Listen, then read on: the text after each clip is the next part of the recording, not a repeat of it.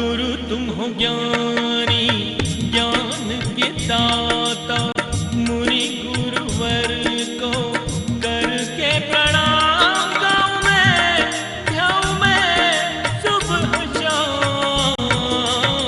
पुलक सागर एक नाम ओम नमः सिद्धेभ्यः। ओम नमः सिद्धेभ्यः। ओम नमः सिद्धेभ्यः।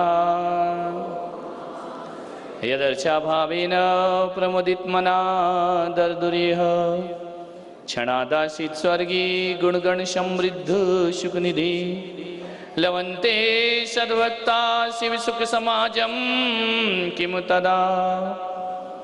महावीर स्वामी नयन पथगामी भवतु मे।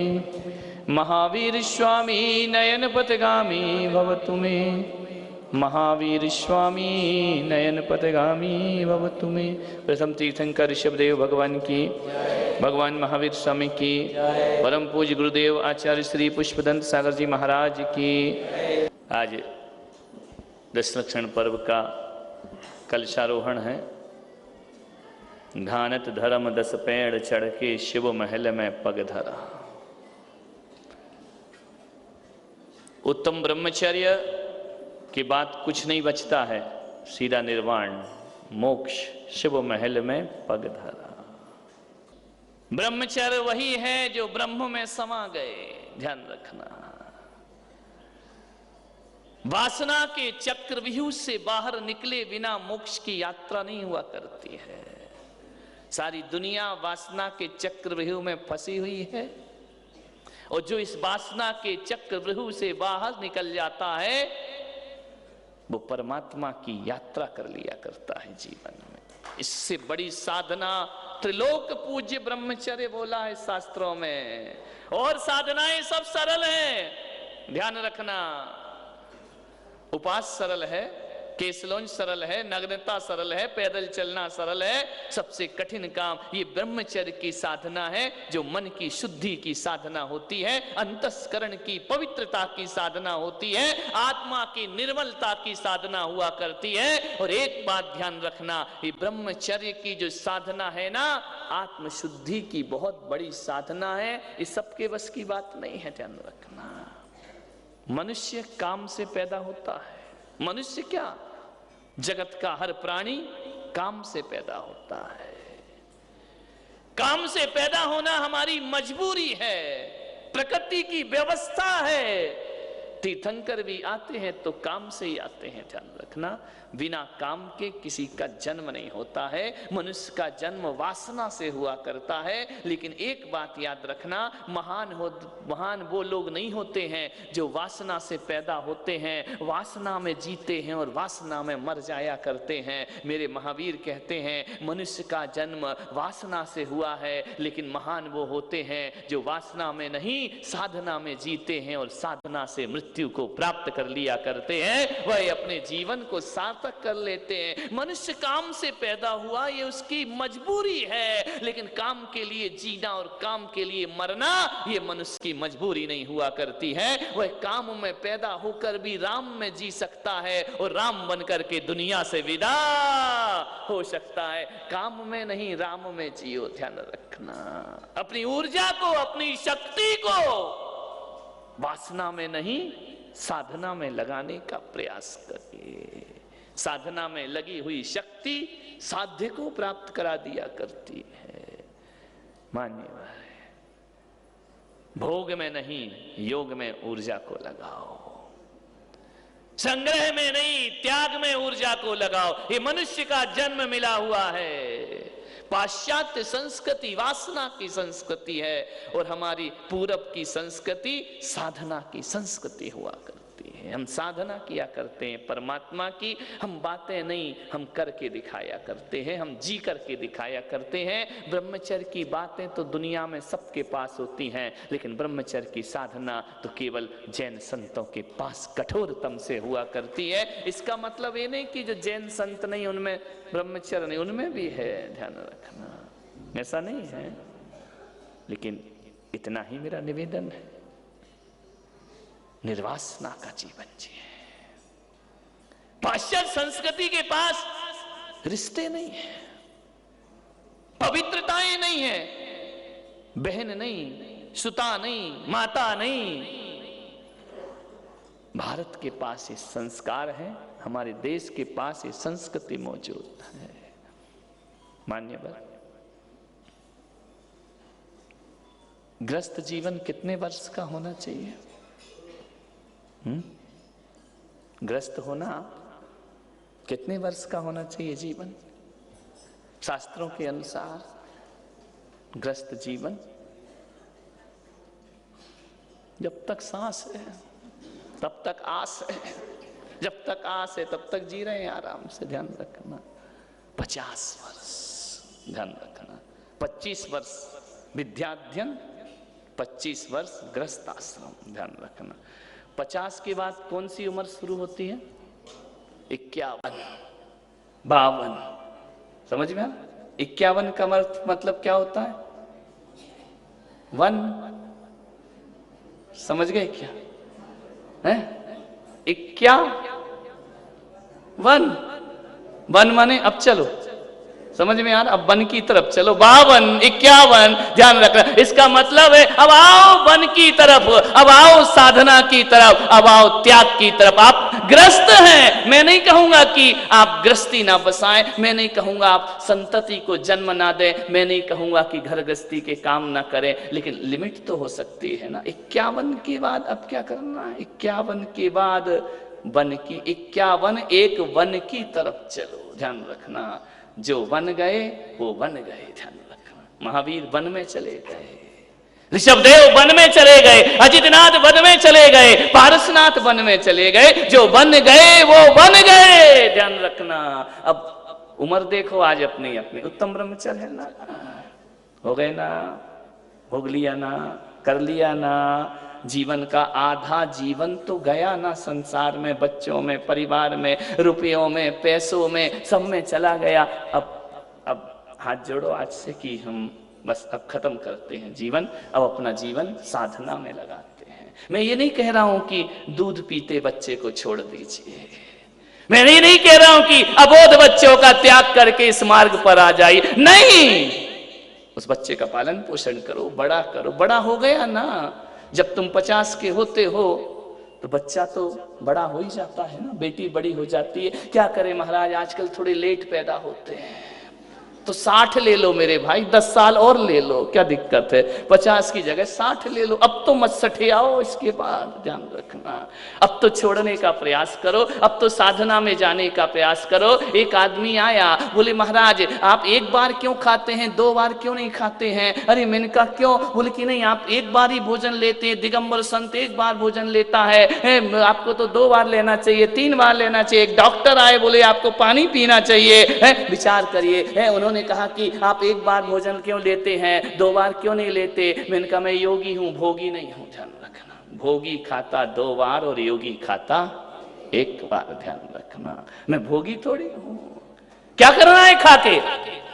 2 बार खाने का मतलब है भोगों की ताकत पैदा करना। मुझे तो भोग नहीं है, 2 बार खा के करूंगा क्या? ध्यान रखना, मुझे कौन सा हम्माली करना है, कौन सा मुझे भाग दौड़ करना है, कौन सा मुझे व्यापार करना है, कौन सा मुझे ऑफिस जाना है जो मुझे एनर्जी ज्यादा चाहिए। एक आए बोले महाराज बहुत दुबले हो गए। अरे मैंने कहा दुबले? मैंने कहा महावीर ठोले बनना है क्या मुझे? क्या करूंगा ऐसा गोलमोल बन के? ध्यान, मुझे काम क्या है जो मोटा हूं बैठ करके? मुझे कोई कुश्ती तो लड़ना नहीं है, मुझे किसी से झगड़ा तो करना नहीं है, मुझे क्या करना? काय के लिए बदन बनाऊं यहां पर आकर के? ध्यान रखना, बोलिए, विचार करिए। 2 बार खाने का मतलब है पंचेंद्रिय के विषय भोगने की ताकत पैदा करना। हम पंचेंद्रिय के विषय छोड़ चुके हैं, हमें तो उतना ही लेना है जिससे इंद्रियां जिंदा रहें, बस भोगे ना। इसलिए एक बार भोजन करना दिगंबर संत का धर्म हुआ करता है। विचार करिए, ब्रह्मचर्य के साथ एक बार भोजन, 1 बार खाए सो योगी, 2 बार खाए सो भोगी, 3 बार खाए तो रोगी, और बार खाए मृत्यु जरूर होगी। ध्यान रखना, जल्दी निपट जाएगा। ध्यान रख, समय से पहले फाइल निपट जाएगी तुम्हारी। मान्य हो गया ना, 60 बरस ले लो, रही थोड़ी बहुत गई, थोड़ी रही बहुत गई, अब तो चेतन चेत, काल चिरैया चुग रही, निस्दिन आई उखेत। ध्यान रखना, अब तो चेतो। ये वाले सीनियर सिटीजन 50 तो हो गए है ना? एमआर कौन बोला अभी तुम्हें जवान? ध्यान रखना, हो गई ना, फाइल निपट गई। ललित, अच्छा अभी बहू आना बाकी है, दामाद आना बाकी है, कोई बात नहीं, मान्य। विचार करना है आपको,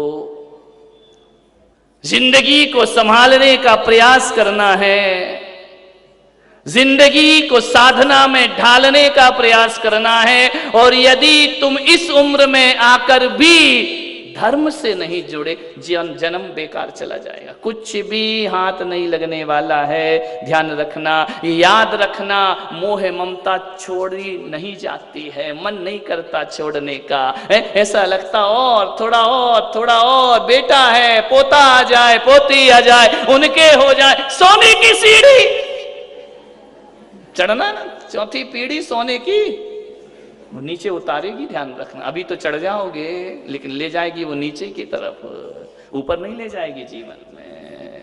मोह माया ममता नहीं छूटती है, मन नहीं करता छोड़ने का। छोड़ने का मन ना करे तो भी छोड़ना तो पड़ेगी ना। ध्यान पकड़ के रख सकते, स्थायी बना सकते हो, नहीं पकड़ सकते हो, छोड़ना तो पड़ेगी ही पड़ेगी। ध्यान रखना, कितने लोग आए जो पकड़ते रहे इस मोह माया को, लेकिन एक बात आपको मालूम होना चाहिए, ध्यान रखना, जिंदगी क्या हुआ करती है, एक दिन तो वह छीनेगी छीनेगी। लाख कोशिश करो, जिन जिन लोगों ने चाहत रखी कि वासनाओं को पकड़ के रखेंगे, आकांक्षाओं को पकड़ के रखेंगे, कौन पकड़ पाया? रावण ने यही सोचा था, कंस ने यही सोचा था। विचार करिए, लादेन ने भी तो यही सोचा था, एक दिन पूरी दुनिया पर हुकूमत करूंगा। मौत ने जमाने को क्या समा दिखा डाला, वो कैसे कैसे रुस्तमों को खाक में मिला डाला। किस पर जी रहा है आदमी, कैसी जिंदगी को जीता है। मान्यवर समझना, आज समझ जाओ, आज तो वैराग हो जाना चाहिए, कल से तो फिर वही संसार की दुनिया शुरू। कल से पारना होगा ना, नहीं सुबह तो यहां होगा, बाकी दिन भर कहां कहां होगा वो तुम जानो, ऐसा पारना होगा। विचार करना है, जीवन को समझो, जिंदगी को समझने का प्रयास करो। ब्रह्मचर्य की साधना करो अपने जीवन में, कम से कम इतना तो करो कि पर्व के दिन में तो ब्रह्मचर्य से रहेंगे। 51 के हो गए हम, हमारी उम्र हो गई, हमारे बच्चों के बच्चे हो गए, बड़े हो गए हैं, अब हमें अपने जीवन में ब्रह्मचर्य की साधना क्या होती है, ब्रह्मचर्य कैसे, एक मैं बताऊं, मुझे कहना चाहिए या नहीं कहना चाहिए भरी सभा में, मुझे नहीं पता, लेकिन बड़ी प्रेरणादायी बात कह रहा हूं। एक संत मेरे पास आए, उदयपुर में मेरा चतुर्मास था। उन्होंने कहा कि मेरे आहारचर्या देखी, उन्होंने दिगंबर संत को समझा जाना। उन्होंने मुझसे कहा कि महाराज आपसे अकेले में चर्चा करना है। मैंने कहा स्वागत है। कक्ष खाली किया, वो थे और मैं था। बोले कुछ ऐसी बातें हैं जो मुझे आपसे करना है। मैंने कहा बोलिए। उन्होंने कहा कि संत जी आप ब्रह्मचर्य कैसे पालते हैं? मैंने सुना। बोले आप ब्रह्मचर्य कैसे पालते हैं?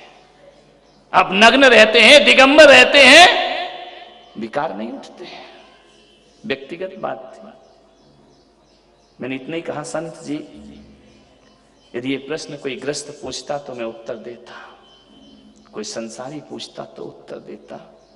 दुख हो रहा है मुझे, एक संत से पूछता है ब्रह्मचर्य कैसे पालते हैं, इससे ज्यादा दुख की कोई दूसरी बात। मैंने कहा आप नहीं पालते हैं क्या? विचार करिए, एक संत से पूछे कि ब्रह्मचर्य क्या होता है, फिर इतने दिन साधना करके तुमने किया क्या है अपनी जिंदगी में? फिर इतने दिन की कठोर तपस्या से तुमने पाया क्या है अपने जीवन में? एक बात याद रखना, ब्रह्मचर्य पालने के लिए कुछ नहीं करना पड़ता है, ब्रह्मचर्य के लिए कोई पुरुषार्थ नहीं करना पड़ता है। मैं पुलक सागर तो इतना कहता हूं, अरे परमात्मा में, ब्रह्म में जो लीन हो जाता है, ब्रह्मचर्य पालना नहीं पड़ता, ब्रह्मचर्य अपने आप पलना प्रारंभ हो जाया करता है। सुध लगी रहे परमात्मा से तो कहां ठिकाना रहता है। आप बोलिए 10 दिन से आप यहां साधना कर रहे हैं, 10 दिन से परमात्मा से लगन लगाकर बैठे हैं, 12 बजे 1 बजे घर पहुंचा करते हैं, बताइए क्या आपके अंदर भूख जगती है? आपके अंदर प्यास जगती है? आपके अंदर वासना जगती है? नहीं, ध्यान रखना, जब खाली दिमाग होता है तब वासना की तरफ जाता है, और जब चित्त प्रभु में अर्पित होता है, वासनाएं छोड़ करके हमें अपने आप चली जाती है। हमें वासनाओं को नहीं छोड़ना है, वासनाएं खुद हमें छोड़ करके चली जाए, उसका नाम ब्रह्मचर्य हुआ करता है। हमारे पास टाइम कहां है? ध्यान रखना, इतने बिजी हैं कि बार बार कहना पड़ता बस बस, बंद करो बंद करो, टाइम ही नहीं है अपने पास। ध्यान रखना है, कहने को कुछ भी नहीं है, काम कुछ नहीं, बिजी बहुत है, ध्यान रखना, व्यस्त बहुत है। मान्यवर, वासनाओं को जीतना है तो चित्त को कोई विषय देना पड़ता है। चित्त को विषय नहीं दोगे तो वासनाओं को जीत नहीं पाओगे अपनी जिंदगी में। चित्त को धर्म की आराधना का विषय देना पड़ता है। विषय भोग बहुत भोगे, 50 साल की उम्र हो गई, अब जितना जीवन बचा है वह परमात्मा की भक्ति में लीन कर देना चाहिए, परमात्मा के चरणों में लीन कर देना चाहिए। परिवार का नाता छोड़ो, घर गृहस्थी छोड़ो। मैं ये नहीं कह रहा हूं, बोले महाराज ऐसे कैसे घर छोड़ दें?